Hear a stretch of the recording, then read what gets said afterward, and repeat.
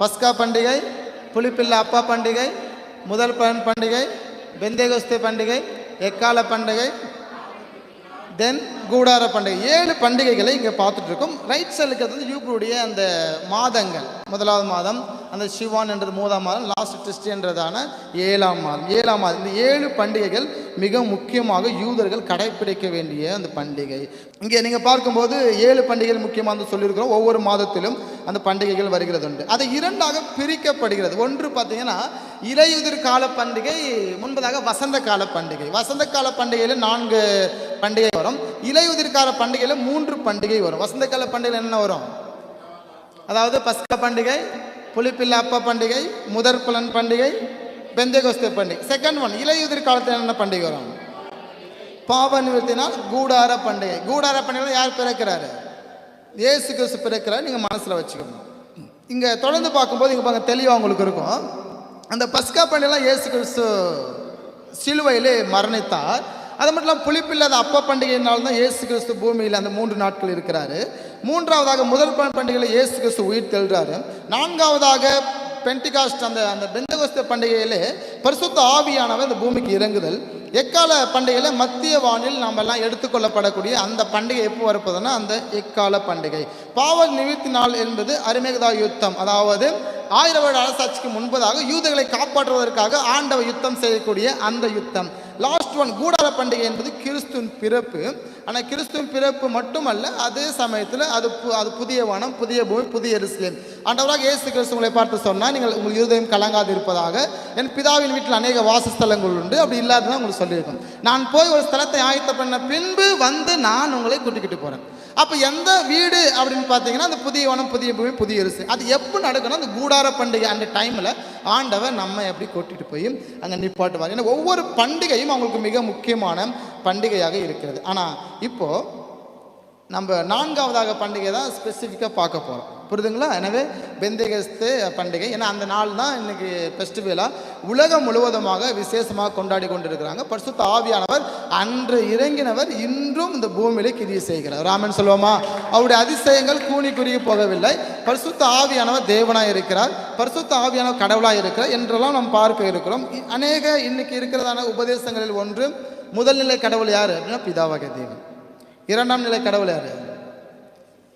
இயேசு கிறிஸ்துவாகிய தேவன். 3ஆம் நிலை கடவுள் யார்? பரிசுத்த ஆவி. எனவே இதுதான் நம்ம புழக்கத்தில் பேசி பேசி பேசி பேசி முந்தைய சாமி பிதா மாதிரியும், பிந்திய சாமி இயேசு மாதிரியும், 3ஆவது ஒரு சாமி பரிசுத்த ஆவியான மாதிரியும் நம்மளுடைய கணக்கில் வைக்கப்பட்டிருக்கிறது.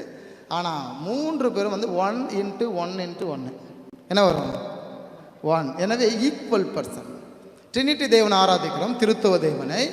அவர் சொல்லும்போது சொன்னார், ஏன் ஆதியாகமம் 1ஆம் அதிகாரத்தில் அவர் சொன்னார், நாம் மனுஷனை படைத்தார், அதான் அவர்கள் படைத்தார், நாங்கள் படைத்தோம் அப்படின்னு பன்மை வார்த்தையை பயன்படுத்தப்பட்டிருக்கு. நம்ம இங்கே பார்த்துருப்போம். அப்போ அவங்களுடைய மாதங்களை போட்டிருக்கேன். நிஷான் மாதம் அவங்க 1ஆம் மாதம், அப்புறம் அப்புறம் சீவான், அப்புறம் இது நம்மளது பார்த்தா ஆங்கில பெயர் இருக்கோம் மார்ச் ஏப்ரல். அப்போ அவங்க 1ஆம் மாதம் என்ன மார்ச் ஏப்ரல். அந்த மார்ச் ஏப்ரல் தான் பார்த்தீங்கன்னா பஸ்கா பண்டிகை, புளிப்பில்லா அப்பா பண்டிகை கொண்டாடுவோம். அப்புறம் 3ஆம் மாதம் பார்த்தீங்கன்னா பெந்தேகொஸ்தே பண்டிகை கொண்டாடுவோம். இப்போ நம்ம என்ன பண்ணிருக்கோம்னா மே ஜூன் வருது இல்லைங்களா, அந்த காலகட்டத்தில் நம்ம பெந்தேகொஸ்தே பண்டிகை கொண்டாடி கொண்டு இருக்கிறோம். அது மட்டும் இல்லாமல் 7 லிருந்து 12 மாதங்கள் போட்டிருக்கோம்.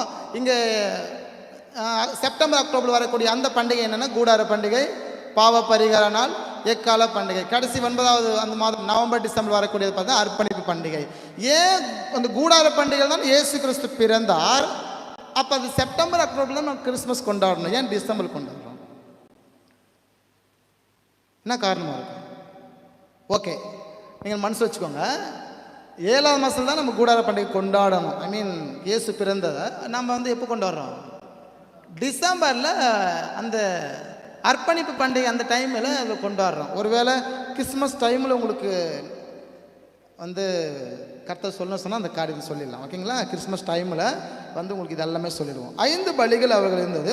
சர்வாங்க தகன பலி, பாவ நிவாரண பலி, குற்ற நிவாரண பலி, போஜன பலி, அதே சமயத்தில் சமாதான பலி. இந்த பலிகள் எல்லாமே பார்த்தீங்கன்னா இயேசு கிறிஸ்துவாகிய தேவன் சிலுவை மரத்திலே அவர் இருக்கும்போது எல்லா பலியும் நிறைவேறி முடிந்தது. ஆமென். வேதம் சொல்லுகிறது எந்த ரத்தமும் இனி பலிகள் அங்கீகரிக்கப்பட மாட்டாது. இனிமேல் முதலும் கடைசியுமா இருக்கிறவர் ஆண்டவராக இயேசு கிறிஸ்து. ஆண்டவராக இயேசு கிறிஸ்து பலி மனுஷனுடைய எல்லா பாவத்தை நீக்கி சுத்திகரித்தது. முன்னாடி பிறந்த மக்களுக்கும் இன்று உயிரோடு வாழ்ந்து கொண்ட நமக்கும் நமக்கு பின்வரும் சந்ததியார் யாவருக்கும் இயேசு கிறிஸ்து ரத்தம் மாத்திரம் தான் சொந்தமாக இருந்தது. ராமன் சொல்வோமா? இயேசுவின் ரத்தம் தான் ஒரு மனுஷனை சுத்திகரிக்க முடியும். ஒரே ஒரு இயேசுவின் பலி, இந்த பலியெல்லாம் என்ன செய்யப்பட்டது அப்படின்னு சொன்னால் நிறைவேறிச்சு. ஆனால் நாம் இன்னைக்கு பெந்தேகோஸ்தே பண்டிகையில் பார்க்கக்கூடிய அந்த பலி என்ன பண்ண, போஜன பலி. உணவை அந்த அந்த பண்டகசாலை சம்பாதிப்பு அந்த உணவுகளை முழுவதுமாக அவர்கள் கர்த்தருக்கே கொடுத்து கர்த்தரை அப்படி ஆராதனை செய்தார்கள். எப்படின்னு பார்த்தீங்கன்னா அந்த அறுவடை காலத்தில். அந்த அறுவடை பண்டிகை தான் நீங்கள் நானும் அனுசரிக்கிறதான பெந்தேகோஸ்தே பண்டிகையாக இருக்கிறது. இப்போ போஜன பலி, போஜனத்தை எனக்கு கொடுத்த ஆண்ட உணவு கொடுத்தார் என்பதற்காக அந்த போஜனத்தை கர்த்தரை பண்டகசாலை கொடுத்து அப்படி அவர்கள் அனுசரித்தார்கள். இங்கே நீங்கள் பார்க்கும்போது அடுத்த ஒரு இதில் கண்டென்ட்டில் இதில் நான் போட்டிருக்கிறேன். நீங்கள் பார்த்தீங்கன்னா பஸ்கா பண்டிகை, சிலுவை மரணம், ஓகே நடந்தாயிற்று. புளிப்பில்லாத அப்பா பண்டிகை, கிறிஸ்துவின் பந்தி ஐக்கியம். இன்றைக்கி எல்லாம் கிறிஸ்துவின் பந்தி ஐக்கியம். அன்னைக்கு முதல் பண்டிகை கிறிஸ்துவுடைய உயிர்த்தெழுதல். அதுக்கப்புறம் பார்த்தீங்கன்னா பெந்தேகோஸ்தே பண்டிகைன்னு சொல்லுவாங்க, அறுவடை பண்டிகைன்னு சொல்லுவாங்க. அப்புறம் இல்லை 3 பண்டிகை சொல்லியிருக்காங்க. நான்காவது பார்த்தீங்கன்னா பெந்தேகோஸ்தே பண்டிகை என்றும் இந்த நாள் சொல்லுவாங்க. ரெண்டாவதாக அறுவடை நாட்கள்னு சொல்லுவாங்க. மூணாவதாக பரிசுத்த ஆவியானவர் அன்னைக்கு இறங்கினார். ஓகே. ஐந்தாவது பார்த்தீங்கன்னா எக்கால பண்டிகை. அது வந்து புது வருட பண்டிகைன்னு சொல்லுவாங்க. ஏன்னா அன்னைக்கு தான் சபைகள் எடுத்துக்கொள்ளப்படுது. 2 விதமான எக்கால சத்தம் உண்டு. ஒன்று வந்து பார்த்தீங்க அப்படின்னா ரகசிய வருகைக்கு ஊதப்படக்கூடிய அந்த பண்டிகை. 2வது பண்டிகை பார்த்தீங்க அப்படின்னா பகிரங்க வருகைக்கு ஊதக்கூடிய அந்த ட்ரம்பட். அந்த முதல் ட்ரம்பட் ஊதப்படும் போது நான் ஆல்ரெடி சொல்லியிருக்கிறேன், அவர்களுக்கு வந்து என்ன அவங்க யூதர்களுடைய கல்யாண முறையை பற்றி சொல்லி கொடுத்துருக்கோம் இல்லைங்களா? அந்த முறையில் அந்த பெண்ணை அந்த மணவாளனை அழைக்கும் போது அந்த சிக்னல் கொடுத்த உடனே அப்படி வந்துடணும். எனவே நம்மலாம் மணவாட்டியாக திருச்சபை, மணவாட்டியாக திருச்சபை அந்த எக்கால சத்தம் ஊதப்படும். யாருக்கெல்லாம் கேட்கும் அப்படின்னா பரிசுத்த ஆவியின் உதவியோடு எந்த மனுஷன் வாழ்ந்து கொண்டு இருக்கிறானோ அவனுக்கு மாத்திரம்தான் அந்த மணவாளன் அந்த எக்கால சத்தம் ஊதப்படும் போது அது கேட்காது. முதல் ட்ரம்பட், முதல் எக்கால சத்தம் அது ஊதப்படும் போது பரிசுத்த ஆவியான நம்ம அப்படியே கூட்டிகிட்டு போயிடுவார். மத்திய ஆகாயத்தில் விட்டுருவார். இயேசு கிறிஸ்து மத்திய ஆகாயத்தில் வந்து நிற்பார். அங்கே ஒரு விருந்து ஆயத்தை பண்ணப்படும். அங்கே அவர் நமக்கு ஜீவ விருட்சத்தின் கனியை கொடுத்து சதா காலமும் உயிரோடு வாழ்வதற்கான வழிமுறைகளை கர்த்தர் செய்ய போகிறார். 2வது ஒரு ட்ரம்பட் இருக்கு. அது என்னன்னு பார்த்தீங்க அப்படின்னு சொன்னால் பகிரங்க வருகை. யூதர்களுக்காக எப்படின்னு சொல்லி பார்த்தீங்கன்னா இந்த யூதர்கள் இன்று உலகம் முழுவதுமாக சிதறி கிடக்கிறாங்க. இன்னைக்கு இஸ்ரேல் மக்கள், இஸ்ரேல் இருக்கிறவங்க எல்லாம் யூதர்களும் அல்ல, உலகம் முழுவதுமாக சிதறி இருக்கிறபடினாலே அந்த ட்ரம்பட் ஊதப்படும் போது 1000 வருட அரசாட்சி எங்கும் உள்ள இஸ்ரேலுக்கு வந்து சேருவார்கள். கூட்டி சேர்க்கப்பட்ட பிற்பாடு அவர்களை வைத்து உலகம் முழுவதுமாக 1000 வருட அரசாட்சி நடக்கும். அந்த 1000 வருட அரசாட்சி நடக்கும்போது மணவாட்டியாக திருச்சபை இந்த பூமியில் இருக்காது.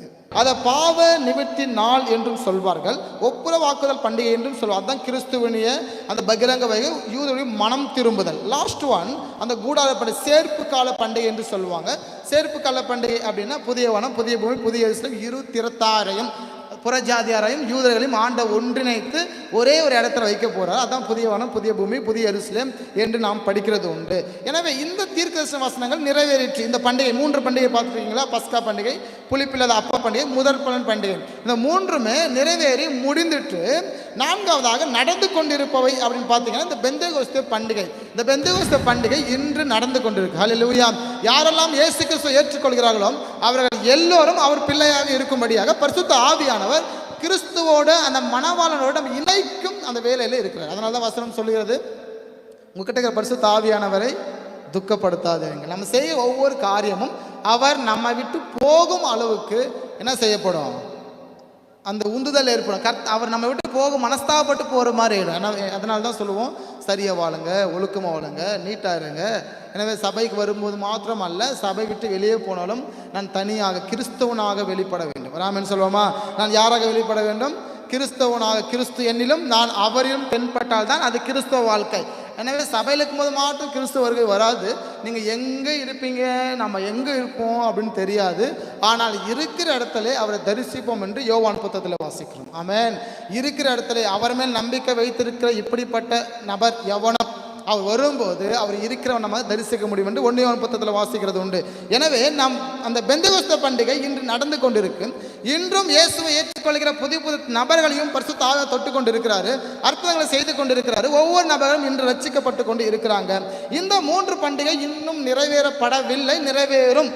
4 பண்டிகை நிறைவேற்றப்பட்டிருக்கிறது. இந்த 3 பண்டிகை ஒன்று அந்த எக்கால பண்டிகை, அது நடக்கலை, பட் நடக்கும். 2வதாக பாவ நிவர்த்தினால் அந்த 1000 அரசாட்சி. 3வதாக கூடார பண்டிகை, புதிய கூடார பண்டிகை. அதுதான் வந்து பார்த்தீங்க அப்படின்னா இந்த புதிய வானம், புதிய பூமி, புதிய எருசலேம் என்ற அந்த காரியம். எனவே இப்போ பெந்தெகோஸ்தே பண்டிகை வரும்.